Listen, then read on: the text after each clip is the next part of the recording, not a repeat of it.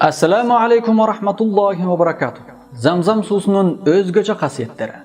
Abdullah ibn Abbas radıyallahu anhuma rivayatlан hadiste Peygamberimiz Muhammed sallallahu aleyhi ve sellem aytkan "Hayrun ma'in ala vajhil ard ma'u zamzam."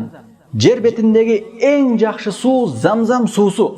Fihi ta'amu minat tu'm wa shifa'u minas suqum. Анда тоюндуруучу тамак аштын жана ооруга шифа боло турган касиеттер бар. Ат-Табарани.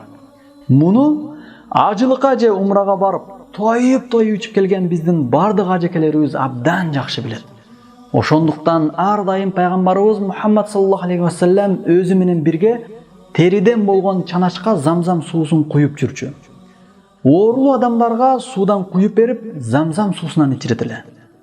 Ат-Тирмизи. Анткени Замзам суусунда өзгөчө бир касиеттер бар. Замзамды ким кандай ниетте ичсе, ошол максатына жетише алат. Чаңкоону басуу үчүн Замзам суусун иче турган болсо, ал адамдын чаңкоосу канат, чаңкоосу басылат. Ачка болуп турган адам ичсе, тоюнат. Жана ооруп калган адам өзүнүн оорусуна шифа болсун деп иче турган болсо, ал оорусунан айыгат.